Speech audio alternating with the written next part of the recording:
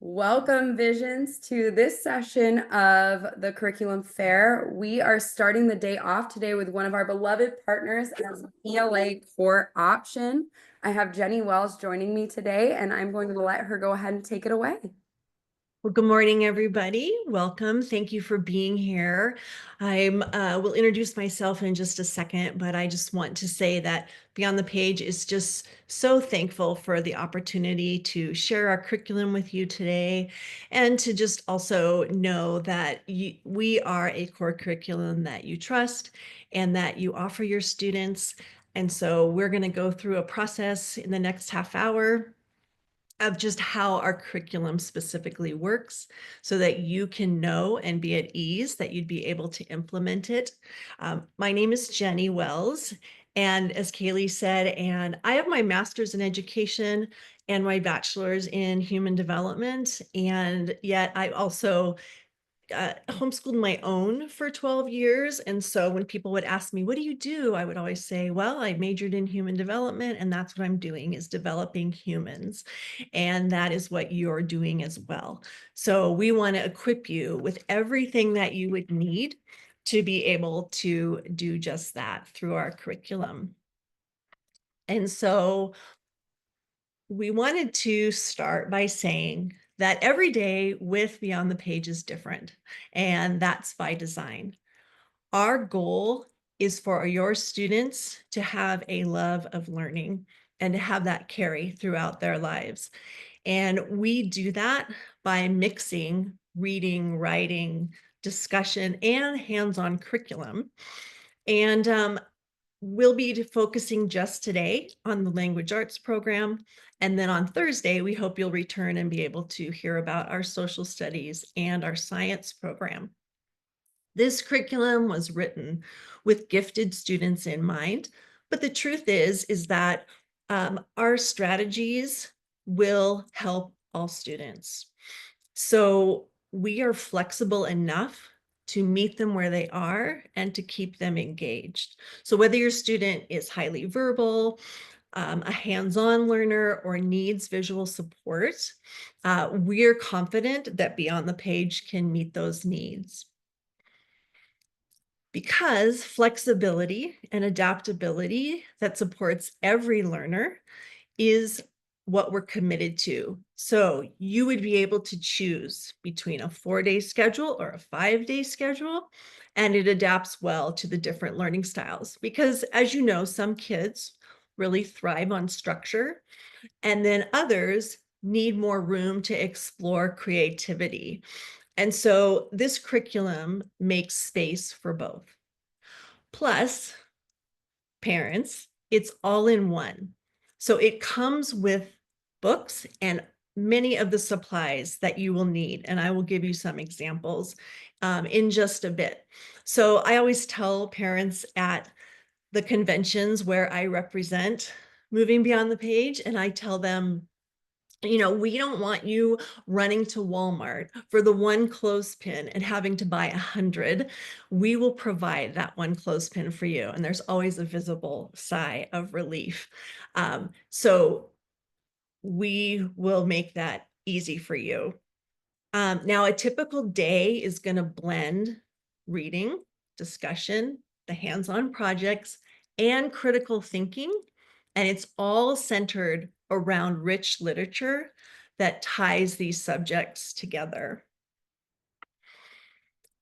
Our curriculum is structured by age and not grade, but we will be able to share with you how you can take our age level, apply it to a specific grade, and have confidence that you are meeting all the standards that you need to. One example would be age 5 to 7 is like first grade. And then we have ages 6 to 8 level, that would be for second grade, etc. Most kids and students will fit somewhere in the middle of each age range. And the placement should always consider reading and writing skills. So if a student reads above grade level, their writing level should guide the placement decision.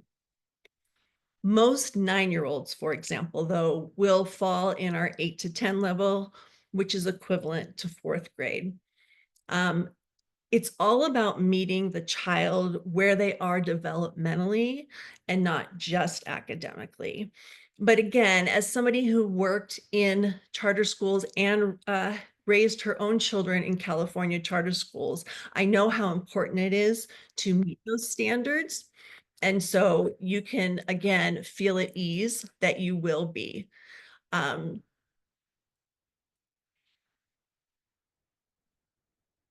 Keith, did you have anything you wanted to add to that?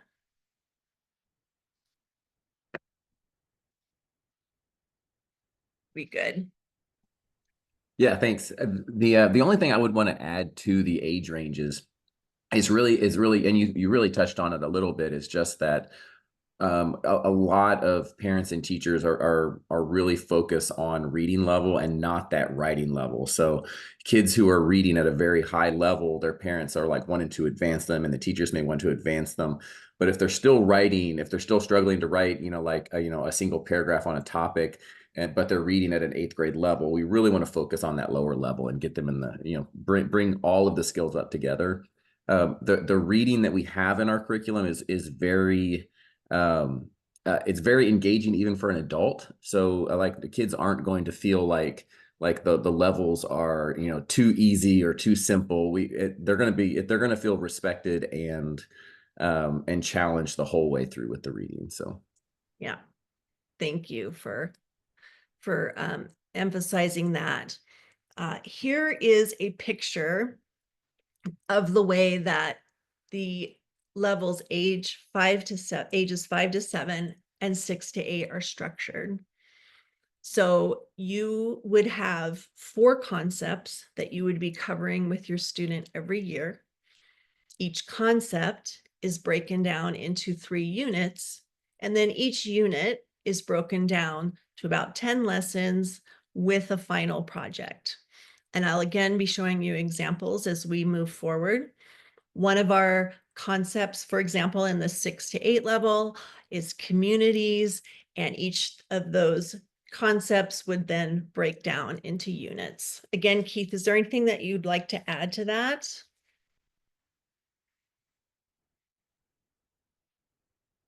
You're good? Okay. When we get to 7 to 9, and this is an example of ages 8 to 10, it shifts because in ages 5 to 7 and 6 to 8, the social studies, science, and language arts are all intertwined. So one lesson will cover elements of each. But when we get to ages 7 to 9 and beyond, through elementary school, each language arts unit, which is about 3 weeks long, will be coupled with either social studies or a science unit. So for example, in ages 8 to 10, they read Little House in the Big Woods, and then they have a science unit that goes along with that that's called Dirt. 4th graders love that. That's when they dive deep into the elements of our earth. And that really connects because in Little House in the Big Woods, of course, they're having to be self-sustainable. They have to know their environment and be able to live. So the two really work together. I want to emphasize here that we have about 8 to 9 novels a year that the student dives deep into, but they also each year we include poetry, short stories, nonfiction, and biographies. So the students are experiencing a wide range of genres. We cover everything in our language arts: the reading comprehension, vocabulary, grammar, writing, critical thinking. None of them are individual studies. They're all meant to be based in the particular novel. The students will read about a chapter or 2 a day. And one thing I also talk to parents about at conventions is a lot of them will say, "Oh, we read that aloud as a family already." And I say, "Great. That means that the student already has a context to be able to read it on their own and more understanding to be able to not just have the input, but also the output to their learning process. So if you've read it aloud as a parent, as a family, it's okay. They will still get a very rich education out of that novel. This is an example of a year of our literature and learning. This gives you an opportunity to see the big picture of all of the elements of our year. So there's 2 manuals per concept, one for the parent, one for the student. Again, there's 4 concepts a year, and you see the just fullness of literature that each unit is, each concept has, filled with opportunities for them to have a very rich experience and learning process as they go through each of these concepts. You can see there we have a separate reading program, and I'd like to talk about that for a moment. We have a 2-year reading program. As you know, students read at all different paces. They're learning to read at all different ages. And so many of them need a separate reading program. Our reading program is for ages 5 to 7, and then we have the second level, which is ages 6 to 8. Again, you can see there's a parent manual and a student activity book. Our reading program is based on the science of reading. So as you know, probably, but parents, that means that your student will be covering phonics, phonemic awareness, blending sounds, and building confidence with short, engaging books. And that's in ages 5 to 7. And then by the 6 to 8 level, they'll start to be able to read the simple chapter books, develop fluency, have comprehension, and that's when we'll introduce the early writing skills. You know, these levels are designed to really support emerging readers through both phonics and literature. The goal is to help the students learn to read and then read to learn. This is an example of the daily routine overview for ages 5 to 7 and 6 to 8. If you add this up with all of the elements, it comes to about a little over 2 hours. So that gives you some idea of the time that it will take for you to go through everything, including math and reading aloud to your child.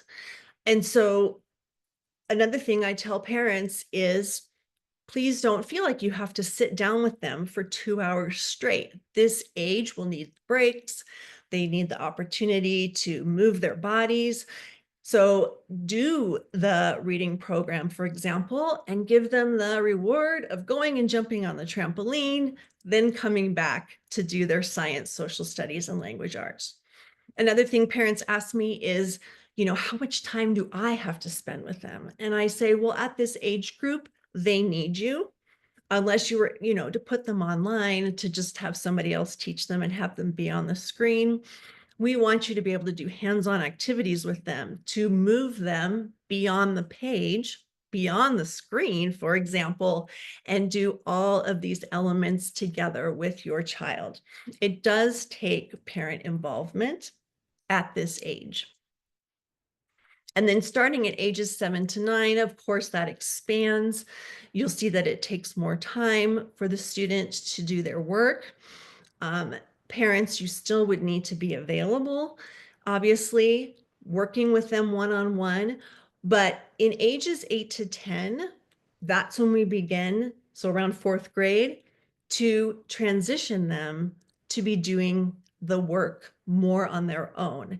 And you see, which again, I'll give you an example, in ages 9 to 11, the font gets bigger in the manual. We address the directions to the student directly. It changes up the language a little bit. So once they get to about 5th grade, parents, you can be more teaching them how to be able to do the work on their own. These students will be learning through literature. Children learn through story.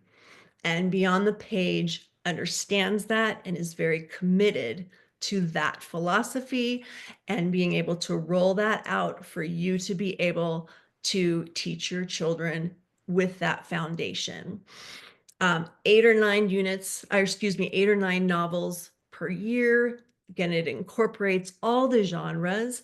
It replaces textbooks with integrated lessons for the grammar, writing, and reading. So you begin each day with about 30 minutes of reading and thought-provoking questions. And in our manuals, we outline it exactly what you need to do. And the discussion questions are right there for you. You will be engaging your student through creative and critical thinking activities inspired by the text of that literature that is the part of that particular unit. I think I may have mentioned this, but in the ages 5 to 7 and 6 to 8, everything's integrated: language arts, social studies, and science. But from 7 to 9 and up, it's separate. So language arts has a science or social studies, as I mentioned. People ask, well, can I do language arts by itself, the language arts units? Yes, of course you can. And Beyond the Page is designed for those subjects to be integrated again. So it becomes what they're studying becomes even more alive to them. It becomes even more designed for their particular world, and for them to understand that they are moving beyond the page. All right. I know this is a little hard to read. If you have your chat up, it might be harder to see the particular examples, but this gives you an understanding of the way our manuals and lessons look. So you can see this is for a 6 to 8 example. This is in our community unit. And this lesson is particularly about uses of money. You can see that it's outlined specifically, a script almost, for parents. This is very reassuring to the parents that I speak with who have younger children, and teachers, you are probably have experience with this. They want confidence that they are covering the bases. They want to know exactly what to do. And this gives them that outline and script. So it takes them step by step. And then in the second page there, it gives you the activities again outlined. Oh, I want to back up. On the first page, there's a part that says materials, and it will list exactly what materials they will need for that particular lesson. So for this one, it says a variety of items that satisfy wants and needs with dollar price tags. And then there's also just scissors that they need. So obviously we don't provide the things that you would have around the household. And for this particular lesson, that's all that would be needed. So it's outlined there specifically. We have several activities in this lesson. There's 4. And in activity 4, there's 2 different options. And that will give you and your child the opportunity to pick one or the other based more on where the child is in their learning style and their interests and things like that. It's important at this age, do not focus on perfect spelling. You want to focus instead on the quality and the expression of the ideas. Again, it's not just about perfection with their output. It's them understanding how they think and how to express their ideas. The third page there is an example of a graphic organizer. And sheet that shows them, that talks them through, again, how they're thinking about giving money. And so our manuals are filled with these, and often there's cutting, pasting, coloring, lots of things that bring this alive for them. They will be doing hands-on activities aside from paper and pencil, so to speak. But there are a lot of these kinds of worksheets and materials in our lessons. How are we doing, Keith? Yep, good. Okay, good. Well, let's move on then to our 8 to 10 example. And again, this is Little House in the Big Woods. There's again all of the exact steps for the parents, the materials in this one. They just need a journal, colored pencils and markers.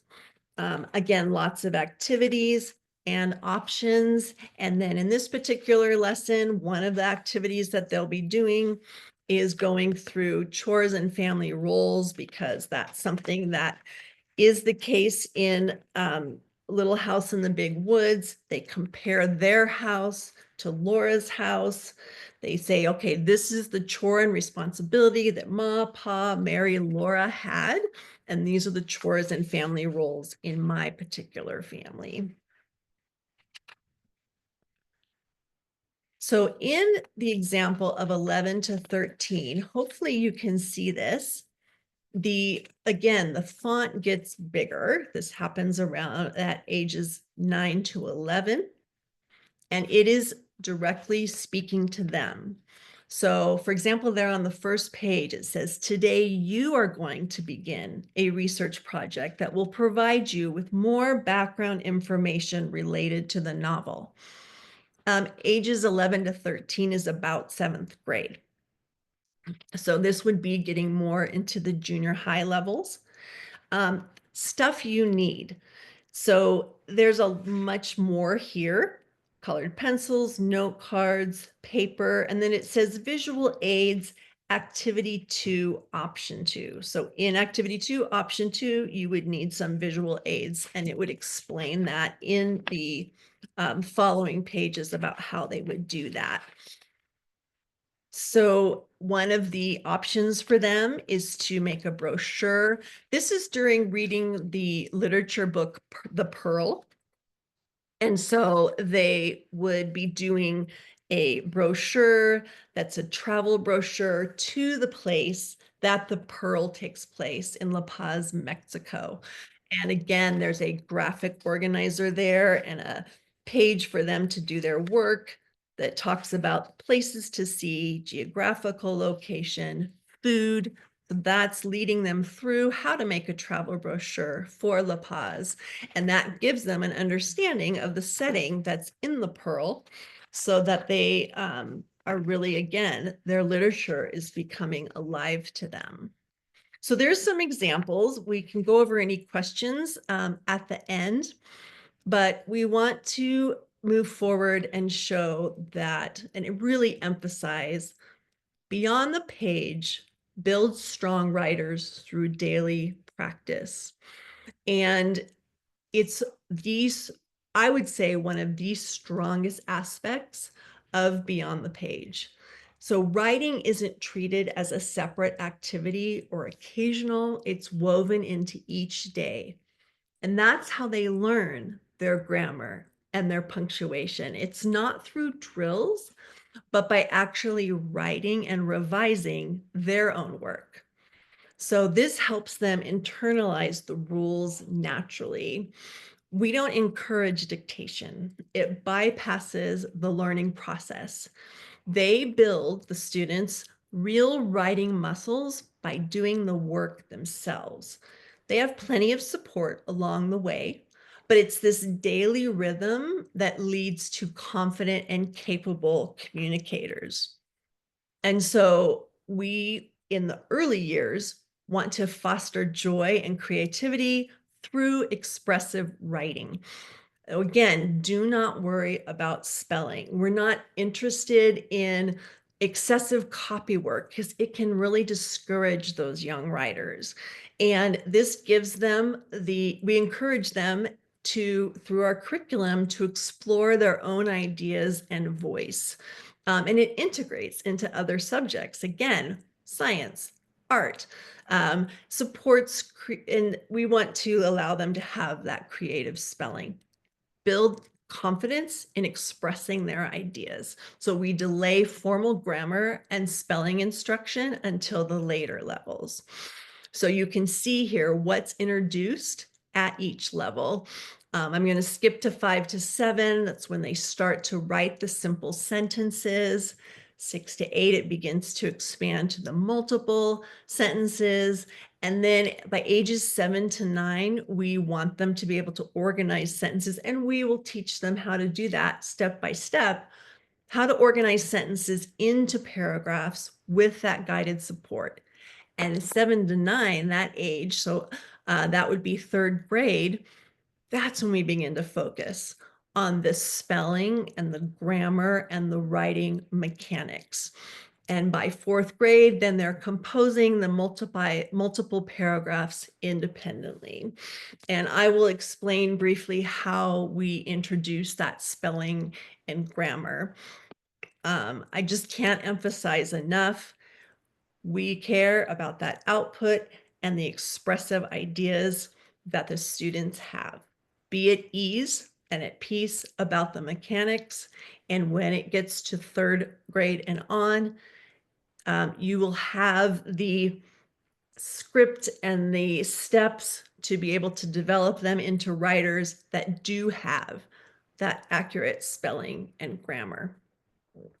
They should be able to write 5-paragraph essays by ages 9 to 11, or 5th grade.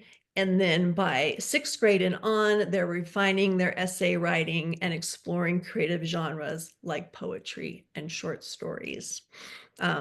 Keith, I'm pretty sure we introduced those before ages 10 to 12, but they might explore and write more deeply about poetry, short stories, etc. Yeah, that's right. Because what we introduce those beginning in the age 7 to 9 level. When we make our literature selections, we do try to do an example of a biography every year. We have poetry selections every year. We have a nonfiction every year, and then the balance of the 12 units are going to be novel units. Great, thank you. Beyond the Page will empower your writers with 6 traits, ideas, interesting words, organization, grammar, punctuation, voice, and that prioritizes clear communication over grammar skills alone. So it introduces these traits 2 to 3 at a time to avoid overwhelm.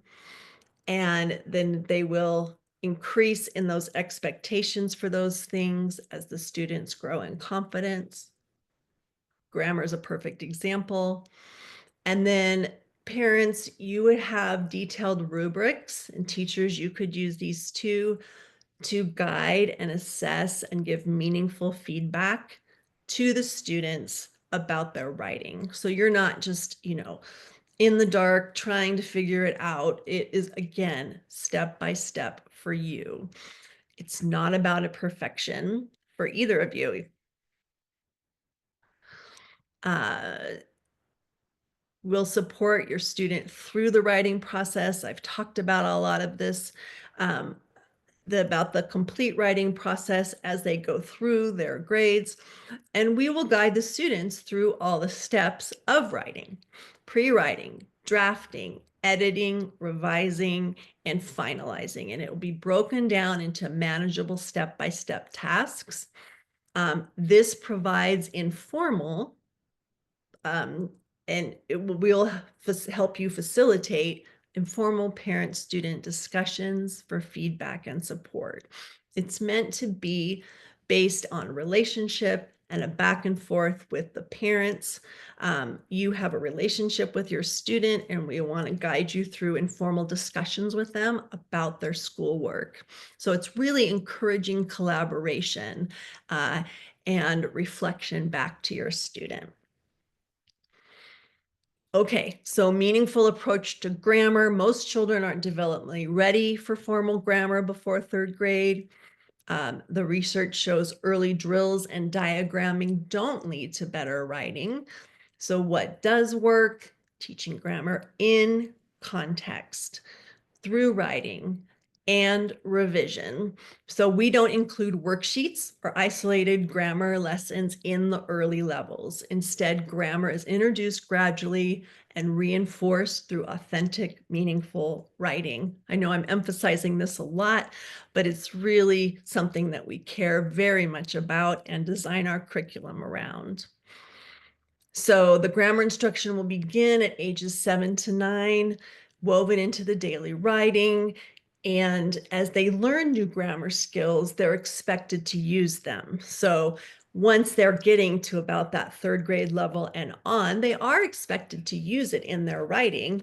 And the parents will play a key role in reviewing these concepts, modeling corrections, and guiding their child through the editing process. We prioritize sentence combining and expansion, methods proven more effective than traditional drills.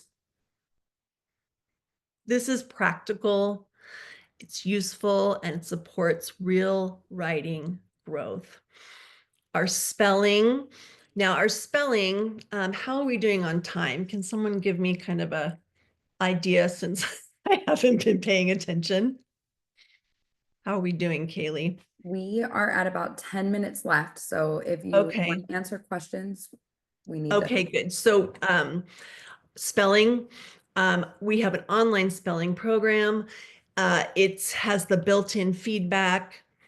Students, it says, I'm sorry, reinforces spelling rules over time, and that helps them retain what they've learned.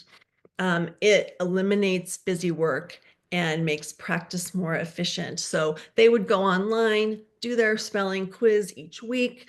They learn which words they need to be able to learn to spell, and those are the only ones that they're reviewing. So it gives it a review system to help the kids, the students retain what they've learned. It's built for mastery, not memorization, and it fits beautifully alongside the writing curriculum. And so, yes, this is what I've already shared some of. Quick spelling quiz online. It identifies missed words, explains relevant spelling rules, and uses audio support to reinforce learning through a multi-sensory approach. And the parents will receive automatic updates with results and rules for review. They don't move on until they've mastered every word, supporting true understanding over memorization.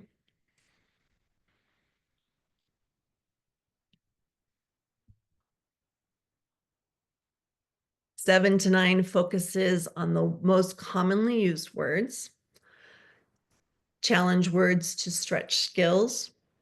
Then at ages 8 to 10, introduces the spelling patterns that help children recognize and apply rules to unfamiliar words. Age 9 to 11 emphasizes the homonyms and the contractions, which can be the tricky but essential elements of clear writing. And then in age 10 to 12, or really not until about 6th grade, they will be tackling complex spelling patterns and the commonly misspelled words to strengthen accuracy. So it's a steady, thoughtful progression that supports long-term spelling success. So Keith, before I wrap us up, is there anything that you would like to add or emphasize? No, I think we can just go ahead and move on to, if anybody has questions, I think that would be a good thing to do now. So, Okay.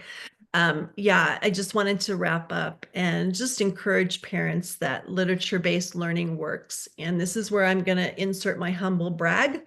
All three of my children were raised on literature-based learning. They're now in their 20s, and we have a PhD in physics, a master's in computer science, and one studying business. So none of them went into the liberal arts, and yet a literature-based learning does work. It opens them up to that critical thinking. So let's bring it all together. Children learn through stories, and they will become confident and thoughtful communicators. So yes, however, Keith and or I can answer your questions. I just want to thank you for investing your time today, and I know your students will benefit. So how can we help? Thank you, Jenny and Keith, for presenting, and for our families and staff. Being on the page is one of our ELA core options and will be a science and social studies core option for 25-26. I am going to stop our recording and we will go ahead and see if there are any questions in the chat.